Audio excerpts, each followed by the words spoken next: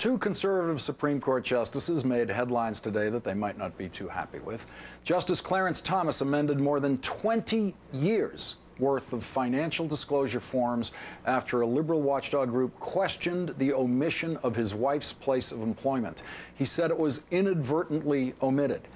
Meanwhile, Supreme Court Justice Antonin Scalia kicked off Tea Party Caucus Chairwoman Michele Bachmann's conservative constitutional seminars as a guest lecturer. What exactly Scalia said to the group, we do not know. The event was closed to the press, and there is no official record of the event.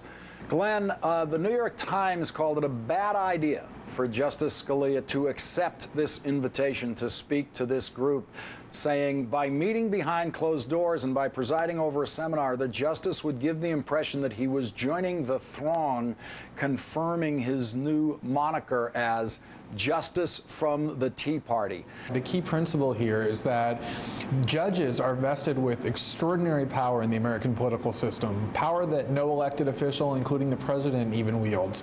They can strike down laws that the American people through their Congress enact, even when huge majorities want those laws, like they did in Citizens United last year when they struck down campaign finance laws, like they're trying to do now, the American right is, with the health care law that was passed democratically through the Congress and signed into law.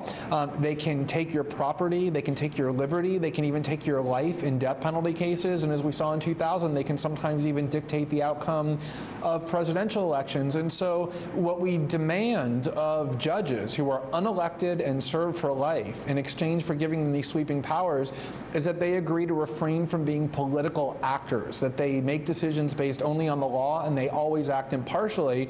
And as you said, it's not just that they do that in fact, but that they are perceived to be impartial. That is what the Supreme Court itself has said is crucial, lest the American people lose faith and confidence in the court as a legitimate branch of government. And what you see with Clarence Thomas, and especially with Antonin Scalia, and it's been going on for years, but it's gotten much worse, is they've turned themselves into tools and parts of the activist American conservative movement in a very politicized way, very crass and brazen, that we haven't seen from Supreme Court justices in the last century, and it calls into question both their integrity and the legitimacy of their rulings from the bench.